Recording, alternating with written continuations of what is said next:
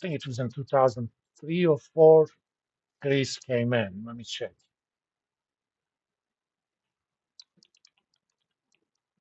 When did Greece join Euro? Adopt. Oh, 2001. Okay. So it's about 2 years. I mean, the actual between 99 and 2002, there were no paper currency, but all the banking transactions were done in euros, and everything else was in still uh, national currencies. But if you had 195 Deutschmarks and 80 to the Pfennigs, for some reason I remember the subunit of Deutschmark, you could convert it into 100 euro.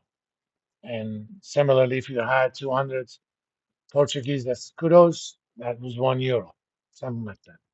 But by 2002, everything was changed over. With the notes, I think they have €5, 5, 10, 20, 50, 100, 200, and 500 euro notes. And you have coins for €2, €1, 50 cents, and so on and so forth. Yes.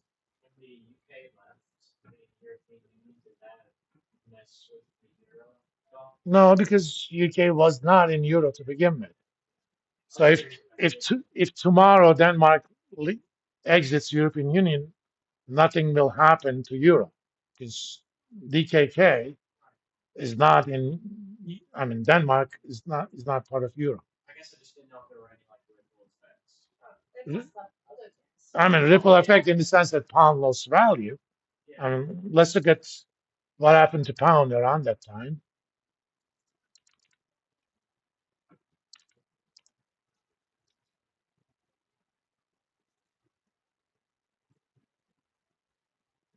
When was Brexit? About 5 years ago? Yeah, almost 5 years. Yeah. So let's do an all.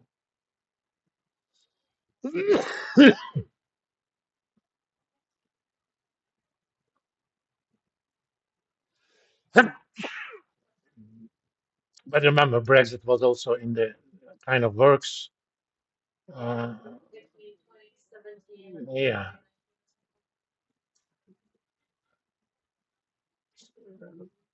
Let's. This is against dollar. Let's look at against uh, GBP euro.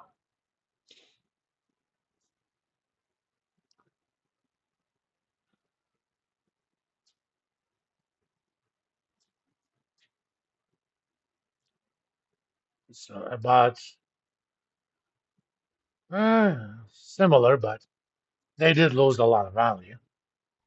I mean, European zone has other issues,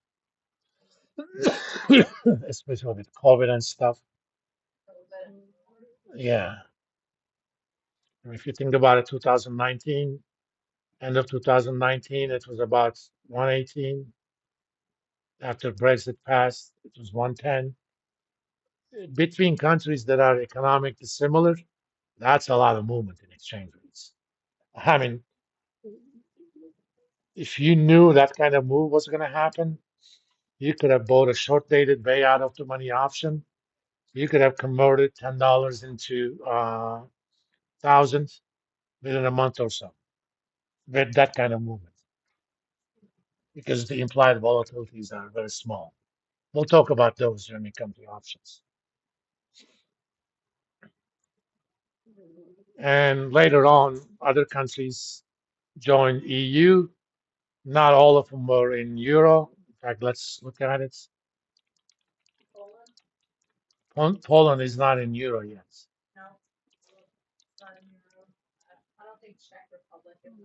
Let me see. Germany, France, Spain, Italy, Portugal, Netherlands, Greece, Belgium, Austria. Who remembers the currency of Austria? Huh?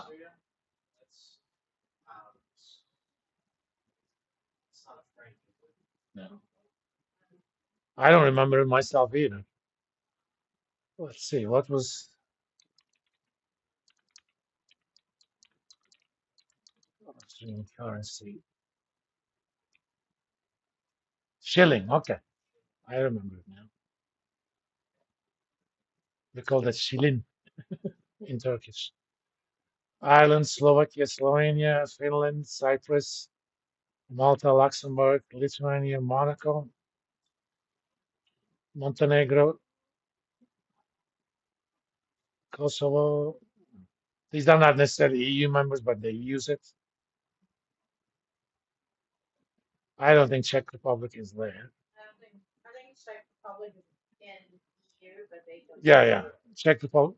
I mean, another country that's in EU, for example, Romania, I think is in EU, but they're not in Euro. Yeah, Bulgaria as well.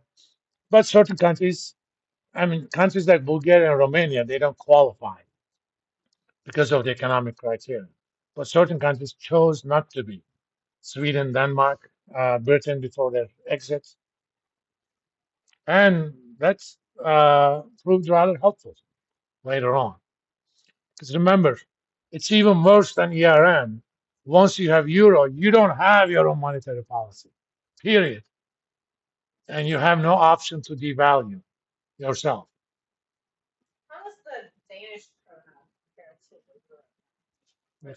Let's look at it.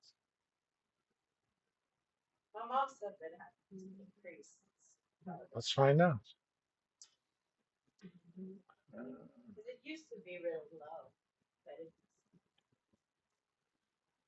It's Euro DKK.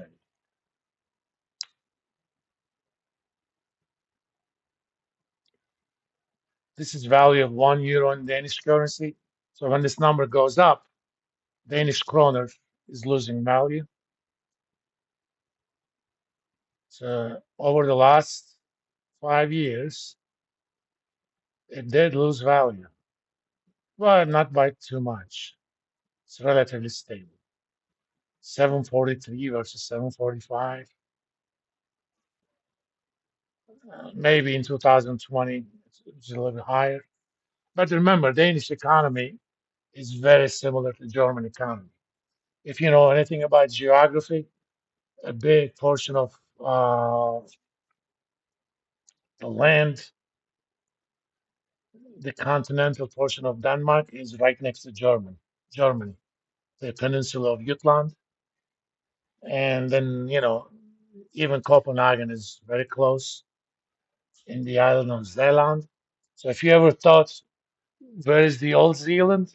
That's the old Zealand. New Zealand, the island where Copenhagen is called Zeeland or Zeeland. But if I was a German, I would, and that means literally sea land. Yeah, yeah, yeah. And the two big islands are Zeeland and Kattegat, basically. Kattegat were the origin of some of the Vikings. Like if you guys ever watched the series Vikings, yeah, that's where they were in Kattegat. So they were actually Danes.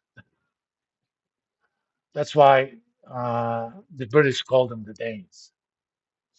The term Viking is something we made up later. They were referred to as either Norsemen or Danes.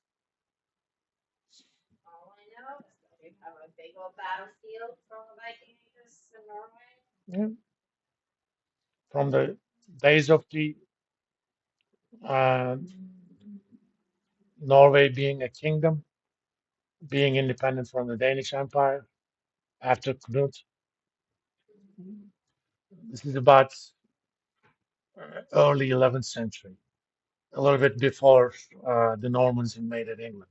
In fact, they invaded England after the Knut was dead and the Danish power was low. Nobody screwed with the Danes, trust me. And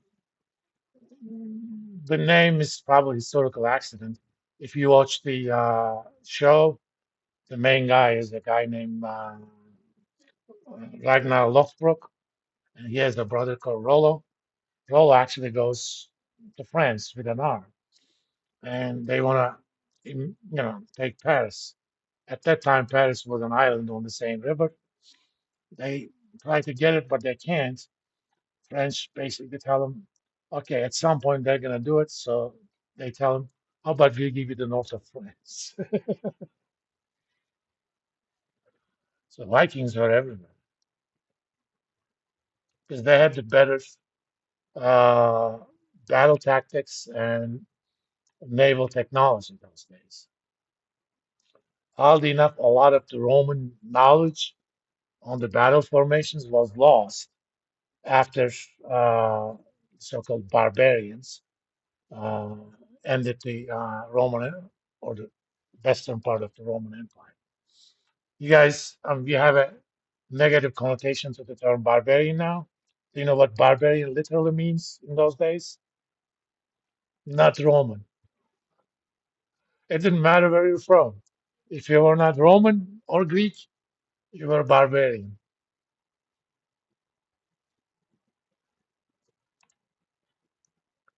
What happened to dollar euro since its uh, establishment?